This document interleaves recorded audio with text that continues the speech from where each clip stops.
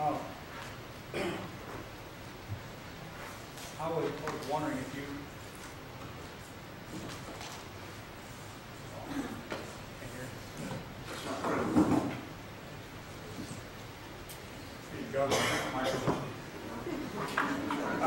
I wanted to ask you a serious question.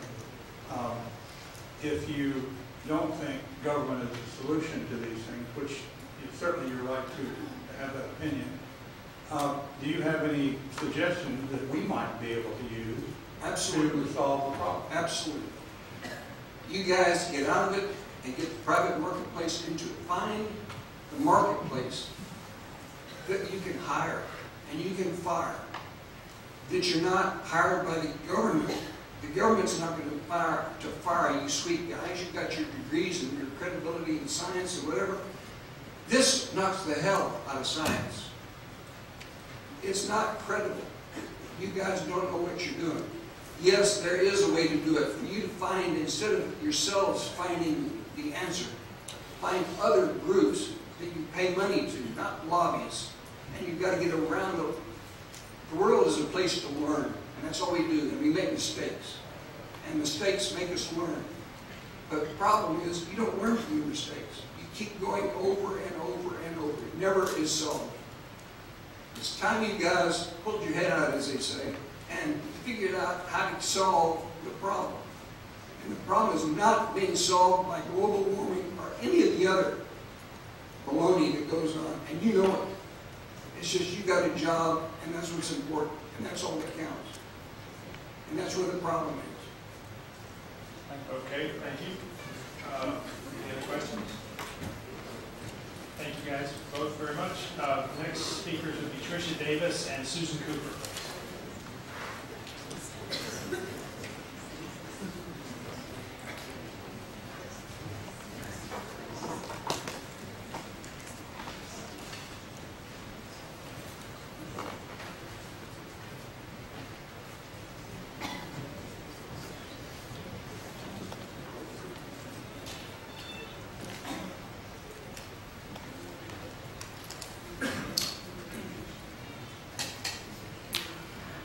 We start with Ms. Davis. We'll start with Ms.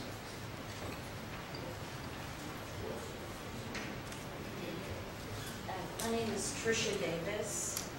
I'm the director for the American Realty Council. I've been involved in realty education for over 20 years.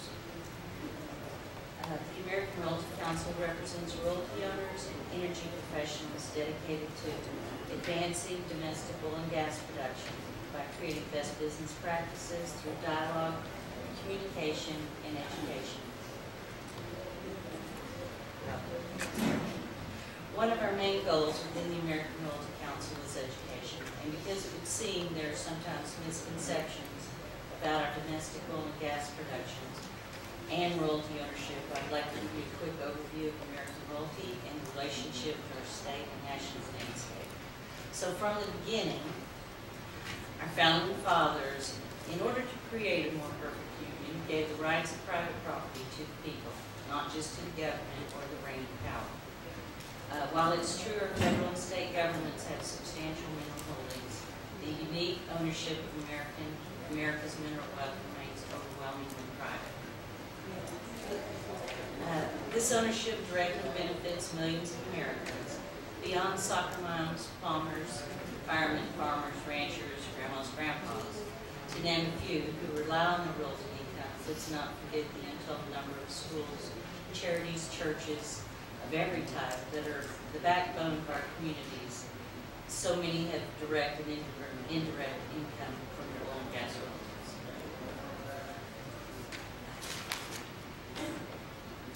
A large number of volunteers in our state and country are able to volunteer because of their royalty interest, helping with our fire and EMS departments, park services, libraries, senior citizen centers, the list goes on and on. This uniquely American feature gives us great pride in our lands, making us good stewards who enjoy the lessons given by our natural resources. Being part of the oil and gas energy partnership that keeps our country safe, clean, and secure is truly uniquely American.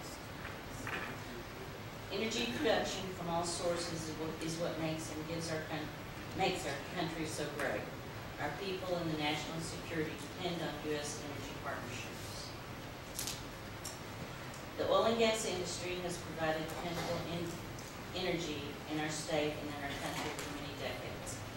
If you look around you, with very little exception, what you see is either made with, of, or fueled by this vital industry. With today's new discoveries, especially in unconventional oil and gas plays using previously unimaginable technology, to produce unheard of amounts of hydrocarbons and renewable fuels, we can look forward to a more secure and clean country in which to raise our families and grow our businesses. The issues you're considering affect every single American.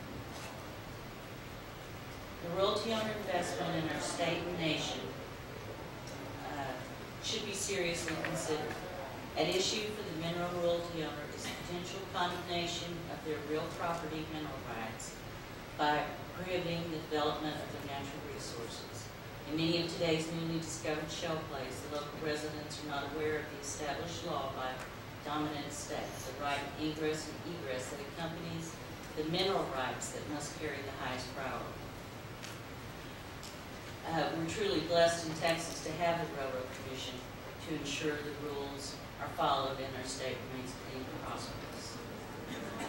Education is a very important responsibility for the American Royalty Council. The board of directors and council members have actively been educating our state and federal lawmakers and royalty owners throughout the country for more than 30 years. We would like to be a resource for you all to handle. I trust this committee will consider the American Royalty Council as a resource and understand that there are mineral and royalty owners throughout the U.S. that depend on their royalty income. Our energy industry, clean environment, and national security are major parts of what make us the greatest nation in the world. Thank you for conducting the public meeting and allowing us time to comment on matters that greatly affect our lives.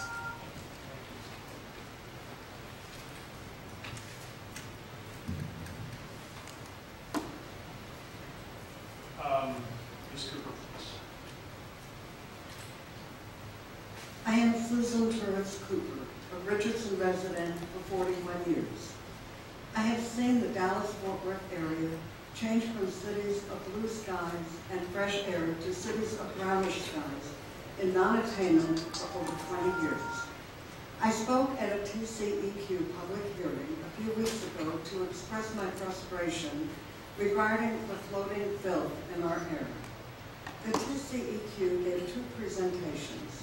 The first to explain a state implementation plan expected to be realized by 2013, and the second an explanation of studies pertaining to the effects of air pollution and wind direction. These presentations were unconvincing. We do not want to wait until 2013 for our air to be cleansed of pollution. And considering the TCEQ's record of inaction, there is no guarantee that the plan will be implemented when indicated. The time for studies is long past. We know that the air is filthy. There is no point studying it any further. We know that under-regulated coal-fired power plants and cement kilns are the worst polluters. There is no point studying this any further. We know that winds carry airborne polluting particles to neighboring cities and potentially to neighboring states. Studying wind directions and particle content of the air any further is also pointless. No one can convince me that clean coal exists. Before Dallas, I lived in Chicago, when coal was the primary fuel for heating homes and apartments. The air was heavily laden with coal soot. After being outside, I washed black particles from my face. I used a detergent to clean my furniture coated with oily black holders. And on my windowsills lay pieces that resembled black cornflakes. Coal is not clean, it is grimy. The American Lung Association website states unequivocally, air pollution poses a serious threat to our nation's health. This organization gives Texas a grade of F in air quality. F means failure. Dallas County had 43 orange days and 2 red days, and Tarrant County had 67 orange days and 9 red days last year. One wonders how many more orange days and red days we will have each year. How many more children will get asthma before enforceable action is taken? And how many more adults with COPD and other chronic respiratory ailments before our cities are brought into attainment? The Union of Concerned Scientists website says that compared to other states in 2008, Texas imported the most net weight in coal, 64.6 million tons, and that Texas spent the 3rd most on coal imports, $1.91 billion. The Union of Concerned Scientists states, no single solution can meet our society's future needs.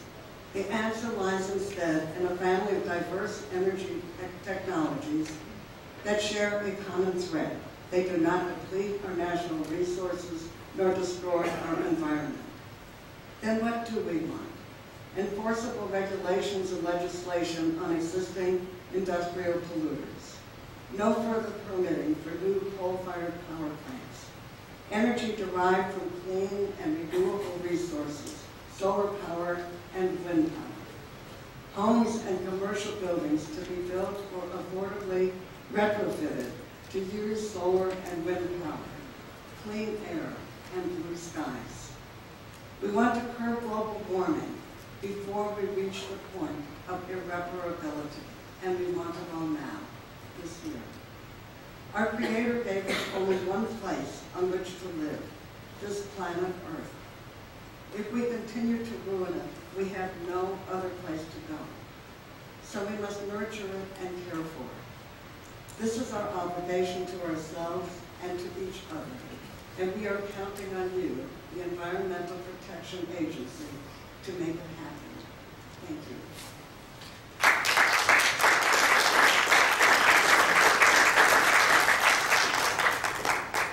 Any questions? Anybody?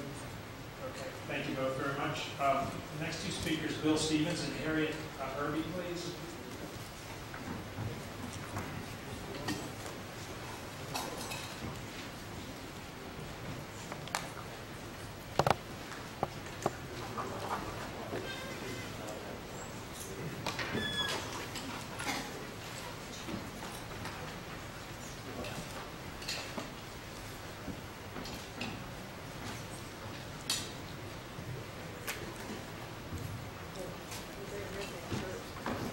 Whichever one you would like to go with.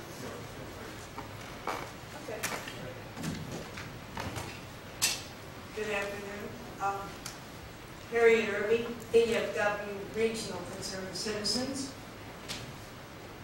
I live in the Arlington urban area, and I want to emphasize urban, with 300,000 plus other people.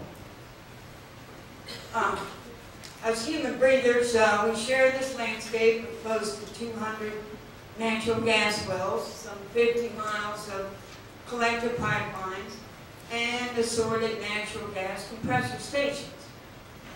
Natural gas extraction, transport, and production is clearly a heavy industry, and I want to emphasize heavy. One of the initial industries in Arlington was pecan picking. Clearly, this is not pecan picking. For example, our natural gas compressor stations, we have